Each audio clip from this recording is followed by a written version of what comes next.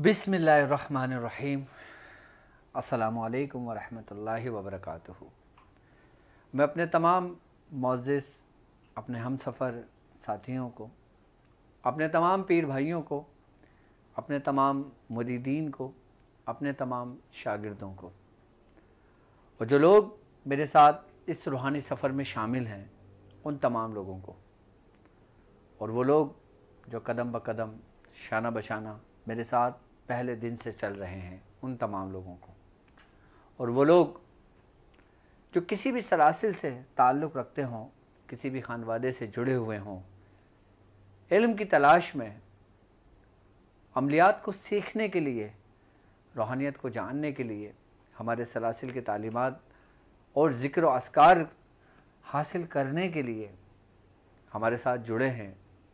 मैं उन तमाम लोगों को जो आम लोग हैं, जो किसी न किसी मामलात में परेशान हैं, वो गिरफ़्तार हैं किसी मसाहिब में और उनका हल उनको नहीं मिल रहा हो, चाहे वो जिस्मानी अमराज़ हों, चाहे वो रूहानी अमराज़ हों, उसके हल के लिए वो हमारे साथ जुड़े हैं। मैं उन तमाम लोगों को अपने ख़ानदान क़ादिरिया, सिलसिला सोहरवर्दिया, चिश्तिया, कलंदरिया, अबुलुलाइया, जहांगीरिया, हसनिया, उस्मानिया, तारीकिया, शाज़लिया में एक बार फिर कामयाब रमज़ान के सीज़न 3 एपिसोड 8 में आपको खुशामदीद कहता हूँ, और ये भी उम्मीद करता हूँ कि आप तमाम लोग खैरियत से होंगे। और अल्हम्दुलिल्लाह हमारा ये कामयाबी का सफ़र अपनी मंजिल की तरफ आगे बढ़ रहा है, और जूँ जूँ हमारा वक्त गुज़र रहा है, हम माह रमज़ानुल मुबारक की बरकतों के साथ साथ अपने सलासिल की तालीमात और कुरान की जो आयात कि जिसके बारे में हमारे बुज़ुर्गान दीन ने तालीम फरमाया है, अपने दुनियावी मकासद के लिए, अपने रूहानी मकासद के लिए, और उसके जो तरीक़ेकार बताए हैं, हम अल्हम्दुलिल्लाह उसके भी ख़ज़ाने अपने दामन में समेटे हुए अपने मंजिल की तरफ आगे बढ़ रहे हैं। यकीनन आज की जो हमारी ट्रांसमिशन है, आज की जो हमारी महफ़िल है, मैं अपने तमाम शागिर्दों को एक बात समझाना चाहता हूँ कि आज की जदीद साइंस जिस मामलात पर बहस करती हुई नज़र आती है, और आज की साइंस उस चीज़ को तस्लीम करती है कि ज़मीन और आसमान के इनके पोर्टल भी मौजूद हैं, डायमेंशन भी मौजूद है, यानी कि आलम भी मौजूद है, पोर्टल यानी दरवाजे भी मौजूद हैं, उस पर वो मज़ीद रिसर्च कर रहे हैं। वो जिस चीज़ पर रिसर्च कर रहे हैं, हमारे आकाए दो जहां सरकार दो आलम सल्लल्लाहु अलैहि वसल्लम ने हमें 1400 साल पहले इन तमाम उलूम के बारे में हमें बखूबी बता दिया। हमारे बुजुर्गान दीन उसके बारे में क्या कहते हैं, पोर्टल बेसिकली है क्या, डायमेंशन है क्या रूहानियत की दुनिया में सिर्फ आलम नासूत है, क्या आलम जबरूत है, क्या आलम लाहूत है, क्या आलम मलकूत है, क्या आलम हाहूत है। हम सिर्फ इसके बारे में जानते हैं, हम नाम जानते हैं, इसका मतलब जानते हैं, इसके बारे में हमें बुजुर्गों ने बताया है। हम सब कुछ जानते हैं, क्या हमने मुशाहिदा किया? यकीनन जो शख्स जानता है वो मुशाहिदे के करीब होता है। ये वो डायमेंशन है कि जो रूहानी डायमेंशन है। अब रूहानी डायमेंशन को समझने के लिए हमें पहले ज़ाहिरी डायमेंशन को समझना ज़रूरी है। अब ज़ाहिरी डायमेंशन क्या है? रूहानी डायमेंशन तो वो है ना कि जो हम रूहानियत के ज़रिए बताते हैं, लेकिन एक बताना और एक दिखाना। एक है रूहानी डायमेंशन, एक है रूहानी पोर्टल यानी कि रूहानी दरवाजे, और एक है ज़ाहिरी, जिसके बारे में मौला कायनात हज़रत अली रज़ी अल्लाह तआला अन्हु को फरमाने कि मैं ज़मीनों से ज़्यादा आसमानों के रास्ते जानता हूं। आपने फरमाया कि मुझे अफसोस सिर्फ इस बात पर है कि मुझसे इतना लोगों ने नहीं पूछा जितना मैं जानता था। तो यकीनन जिन लोगों ने मौलाए कायनात से जाना और फिर उसको आगे फैलाया वो बुजुर्गान दीन है। तो मौलाए कायनात से क्या जाना और कुरान क्या कहता है, कुरान डायमेंशन के बारे में क्या कहता है, कुरान पोर्टल के बारे में क्या कहता है। हम इसका आगाज कुरान की एक आयत से करेंगे कि जो आम लोगों के लिए एक्सेस है, एक पोर्टल है कि जिसके जरिए वो दूसरे डायमेंशन में दाखिल होता है। आम लोगों के लिए, वो लोग कि जो रूहानी सफर के हम सफर मुसाफिर हैं। अब यकीनन हम अगर किसी चीज पर रियाजत कर रहे हैं, मेहनत कर रहे हैं, पढ़ रहे हैं, तो फिर हम वो सफर क्यों नहीं कर रहे जिसका सफर कुरान में जिक्र है, कि जिस रास्ते का कुरान ने बताया है, कि जिस रास्ते का एक्सेस अल्लाह के खास बंदों के पास है, कि जिनका एक्सेस अल्लाह के खास बंदों ने अपने आम बंदों को तालीम किया है। तो क्या अगर हम उस एक्सेस को ले लेते हैं, क्या अगर हम उस कुरान की एक ऐसी आयत को जान लेते हैं जिसमें कुरान में जिक्र है डायमेंशन का, जिसमें जिक्र है पोर्टल का, तो क्या उस आयत के जरिए हम एक जहां से दूसरे जहां में मुंतकिल हो सकते हैं? क्या हम अपना सफर एक जगह से दूसरी जगह कर सकते हैं? तो क्या हम सिर्फ जादू जिन्नात के लिए रह गए हैं? तो क्या हम सिर्फ जादू का उतारा करने के लिए रह गए हैं? क्या हम जो कुछ इतनी मेहनत कर रहे हैं, क्या किसी का नजर बद उतारने के लिए कर रहे हैं? क्या किताबीज गंडों के लिए कर रहे हैं? तो असल मकसद क्या है रूहानियत? मैं इस वक्त अमलियात की बात नहीं, मैं इस वक्त रूहानियत की बात कर रहा हूं, रूहानियत की दुनिया की बात कर रहा हूं। तो रूहानियत की दुनिया में वो अल्लाह के बंदों का जो राज, जो अल्लाह तबारक तआला ने अपना राज उन बंदों को तालीम किया है, वो कौन सी कुरान की एक ऐसी आयत है जिसमें वो पोशीदा है, कि जिस आयत के जरिए हमें पोर्टल दिखता है, कि जिस आयत के जरिए हमें दूसरे डायमेंशन दिखते हैं, कि उस आयत को अगर खास तरीके से पढ़ा जाए तो अल्लाह तबारक तआला उसका एक्सेस उस बंदे को अता करता है कि जो दूसरे डायमेंशन में जाना चाहता है। अब उस डायमेंशन, वो डायमेंशन क्या है, वो पोर्टल क्या है, यानी कि वो दरवाजा क्या है? क्या हम अपने वजूद के साथ सफर कर सकते हैं? क्या हम अपने रूह के साथ सफर कर सकते हैं? क्या हम ख्वाब की हालत में कर सकते हैं? क्या हम सिर्फ मुशाहिदे बयान करने के लिए रह गए हैं? क्या हम लोगों को सिर्फ ख्वाब बताने के लिए रह गए हैं? असल रूहानियत ये नहीं है। असल रूहानियत तो रूहानियत का सफर है।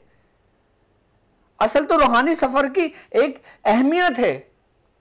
तो वो कुरान की कौन सी आयत है कि जो हमें एक्सेस देती है, जो हमें ये समझ लें कि वो एक इसमें आजम की तरह हमारे लिए है, और उस आयत में ही बाकायदा तौर पर जिक्र है। वो आयत जो खास आयत है, जो इब्तिदा में हासिल नहीं की जाती, इब्तिदा में तालीम नहीं की जाती, लेकिन उसको तालीम की जाती है उस वक्त कि जब उसके अंदर लताफत पैदा होने लगती है, यानी कि उसकी कसाफत मदम पड़ने लगती है, लताफत का गलबा उसकी कसाफत पे होने लगता है, फिर उसको यह आयत दी जाती है। लेकिन मैं इस आयत के बारे में बताना चाहूंगा आपको कि जब आप एक ऐसे स्टेज पर पहुंच जाए, आपको इस एक्सेस की जरूरत पड़ेगी, क्योंकि ये कुंजी है।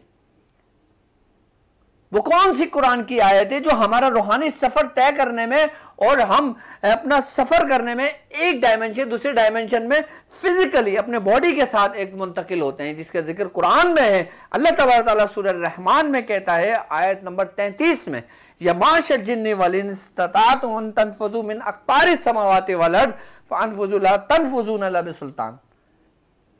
ये कुरान की एक ऐसी आयत है जो हकीकत जाहिर करती है। अल्लाह तबारक तआला कहता है कि ए जिनो इंस, अगर तुम ताकत रखते हो, अगर तुमसे हो सके जमीन और आसमानों के किनारों से निकल जाओ तो तुम निकल जाओ। तुम जहां भी जाओगे उस रब ही की सल्तनत है, उस रब ही की हुकूमत है, उस रब ही की कुदरत है। अब अल्लाह तबारक व तआला ने तुम्हें बता दिया कि जमीन और आसमान के किनारों से निकल जाओ। अब जमीन और आसमान के किनारों से क्या मुराद है?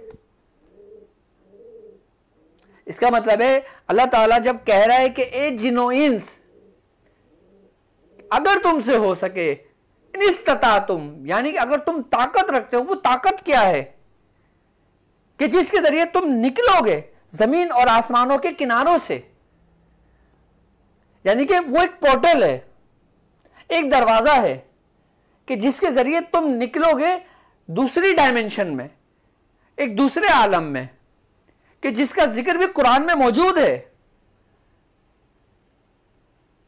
कि जिसका जिक्र कुरान में मौजूद है।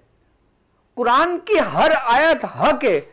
हम सिर्फ कुरान को सवाब के लिए पढ़ते हैं, सवाब तो हमें मिलना ही मिलना है, लेकिन हम अगर गौर व फिक्र करें तो इस कुरान ने हमें हर एक वो चीज बताई है कि डायमेंशन कहां कहां इस पॉइंट पर मौजूद हैं कि जिसके जरिए हम सफर कर सकते हैं। अब आ जाते हैं, ये आयत खास याद रखना। अब इन इस्तिताअतों का क्या है, यानी कि एक ऐसी कुव्वत, ताकत आई बात समझ में, यानी कि अल्लाह तबारक तआला ने तुम्हें ये आयत में बताया कि यमाशल जिन्न वल इंस, ए जिनो इंस, अगर तुमसे हो सके तो तुम निकल जाओ। किसके जरिए? ताकत के जरिए। अब वो बुजुर्गान दिन फरमाते हैं वो ताकत क्या है, उसके बारे में मैं आपको बताता हूं। और सबसे पहले मैं आपको बताता हूं कि जमीन और आसमान से क्या मुराद है। अब हम आते हैं दूसरी सूरत की तरफ, सूरह मारिज की तरफ। मारिज का मतलब क्या है? एक चढ़ने का रास्ता। सूरह मारिज की आयत नंबर 4 में अल्लाह तबारक तआला क्या फरमाता है, आपको मालूम? अल्लाह तबारक तआला फरमाता है कि फरिश्ते और जिब्राइल उसकी बारगाह की तरफ चढ़ते हैं।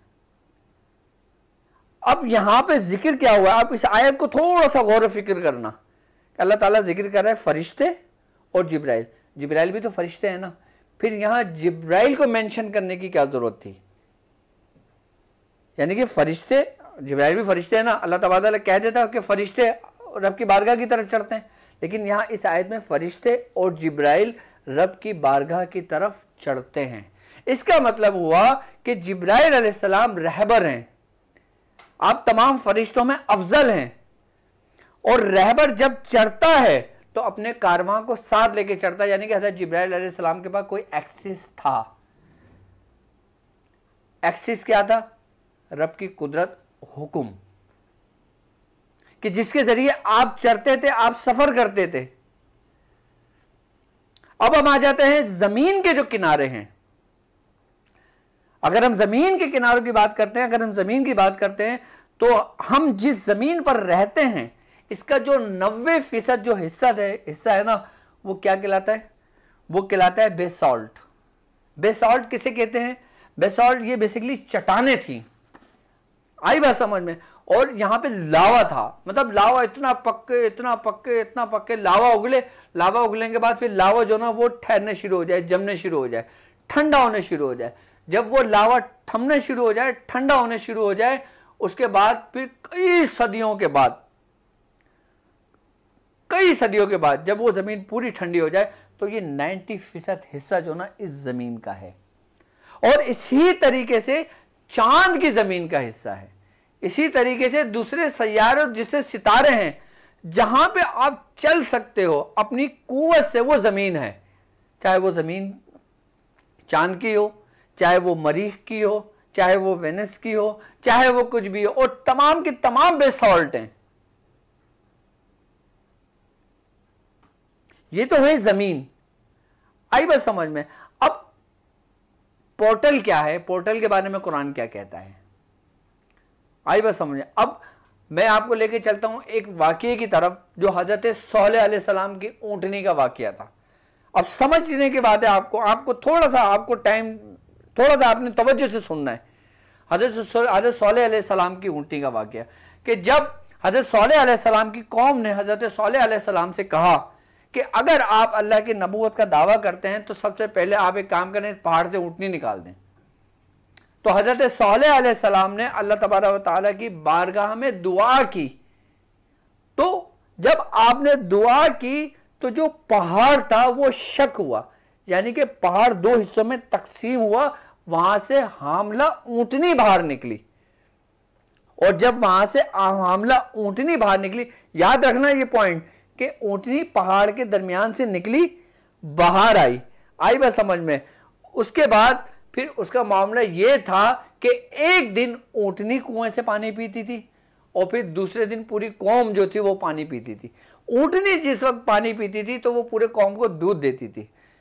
तो कुछ कौम के जो लोग थे, जो मुखालिफिन थे आपके, उन्होंने मंसूबा बनाया और फिर आपने वाकया पढ़ा होगा कि हज़रत सल्लल्लाहु अलैहि वसल्लम की ऊँटनी ने बच्चा भी जना था, बच्चा भी बड़ा हो गया था।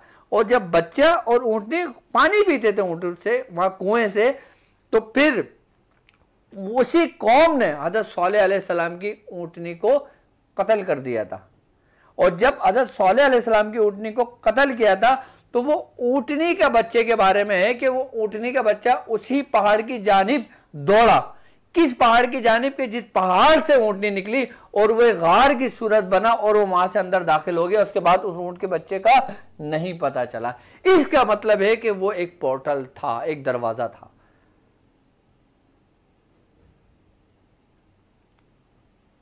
कि वो एक पोर्टल था कि जहां से ऊँटनी आई और फिर वो बच्चा उसी जानिब दौड़ा और फिर वो एक गार में बना और वो चला गया। अब हम दूसरे वाकये की तरफ आते हैं। दूसरा वाकया हज़रत मूसा अलैहिस्सलाम और हज़रत शमून अलैहिस्सलाम का, कि जब आपको हुक्म हुआ कि तुम ये भुनी हुई मछली लेकर जाओ और जिस जगह पे ये मछली जिंदा हो जाए वहां पे तुम्हें हज़रत खज़िर अलैहिस्सलाम मिलेंगे।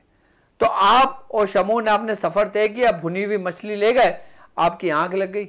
हज़रत शमून अलैहिस्सलाम क्या उठते हैं, देखते हैं कि वो मछली ज़िंदा हुई और ज़िंदा होने के बाद उसने समंदर के अंदर, जहाँ दो समंदर आपस में मिलते हैं, समंदर के अंदर उसने सुरंग बनाई।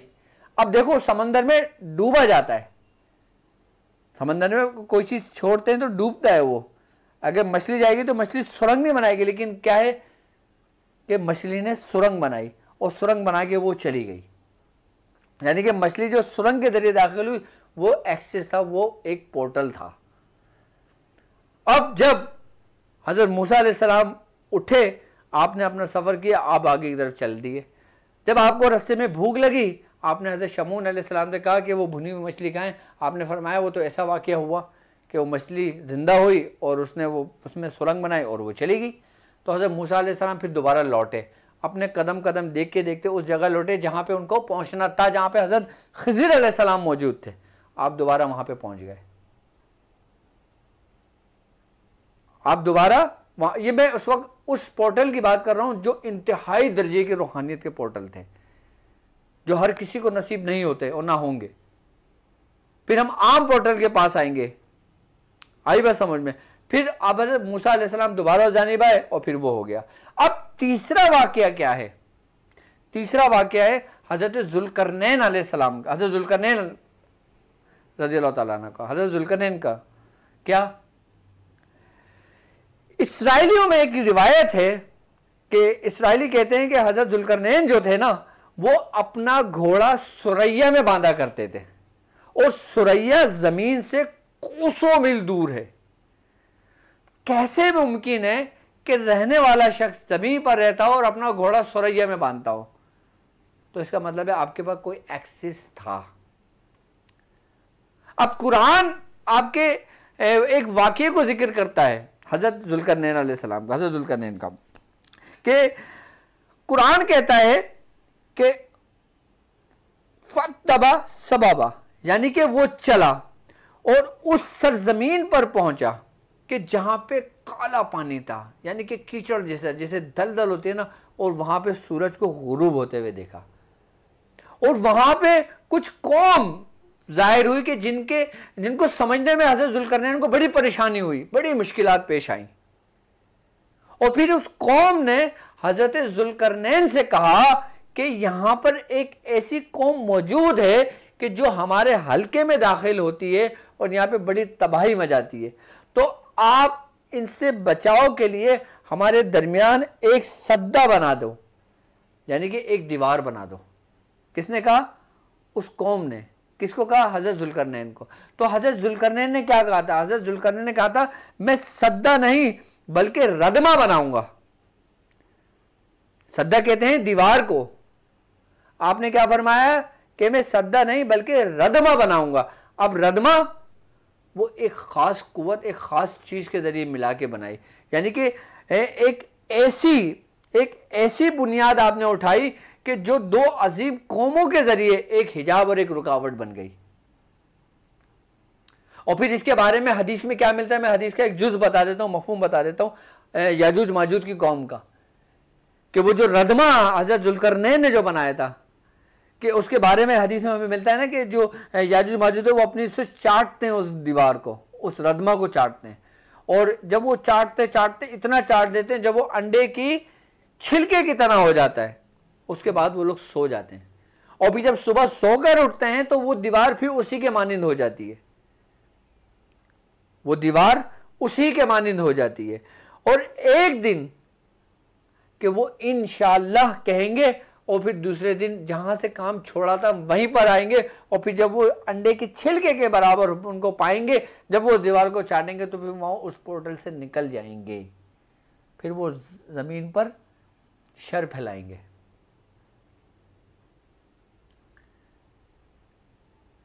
यानी कि अल्लाह तबारक ताला के खास बंदों को उस कुव्वत के जरिए, इनिस्ततातुम, उस कुव्वत के जरिए, वो कुव्वत हासिल थी कि जिसके जरिए उनको पोर्टल का एक्सेस था, जो मुख्तलिफ जगहों पे चले जाया करते थे। अब जैसे एक वाकया है हज़रत यूसुफ अलैहिस्सलाम का, अब थोड़ा तवज्जो से सुनिएगा, हज़रत यूसुफ अलैहिस्सलाम का एक वाकया, कि जब हज़रत यूसुफ अलैहिस्सलाम को उनके भाइयों ने कुएं में फेंका तो हज़रत जिब्राइल का हुक्म हुआ, और जिब्राइल कहाँ थे, 7वें आसमान पर, वहां पे हज़रत यूसुफ अलैहिस्सलाम को फेंका गया।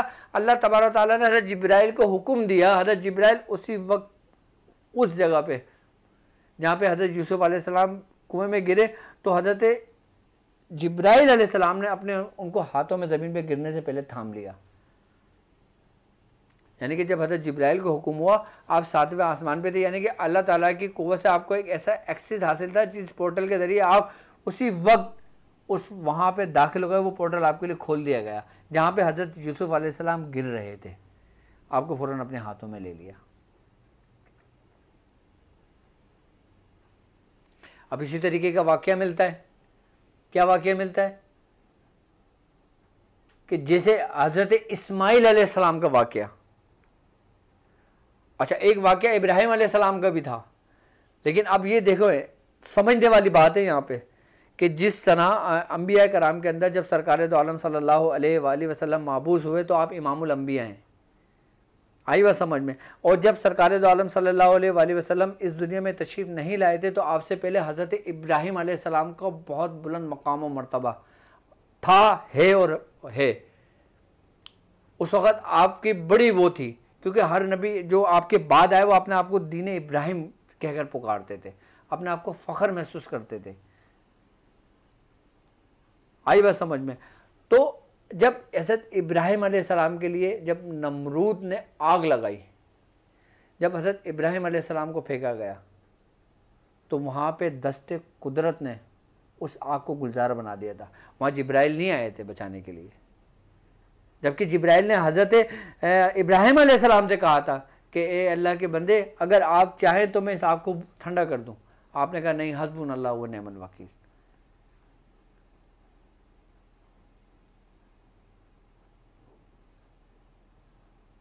तो आपको खलीलुल्लाह का खिताब दिया गया।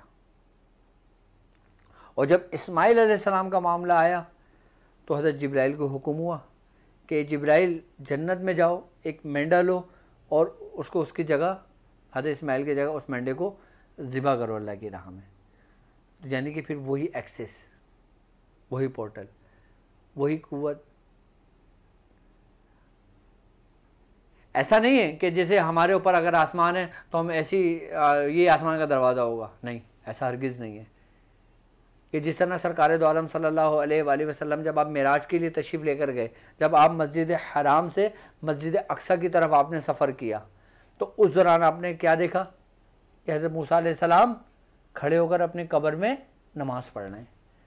फिर जब आप मस्जिद अक्सा में पहुँचे तो हज़रत मूसा अलैहिस्सलाम मौजूद थे, आपने इमामत की, तमाम अंबिया कराम मौजूद थे। जब आप आसमानों की तरफ आपने सफ़र किया तो हज़रत मूसा अलैहिस्सलाम से वहाँ भी मुलाकात हुई। कुरान ने सब कुछ जिक्र किया है, बस हम उसमें गौर व फिक्र नहीं करते। कुरान में सब कुछ जिक्र किया है और हम उसमें गौर व फिक्र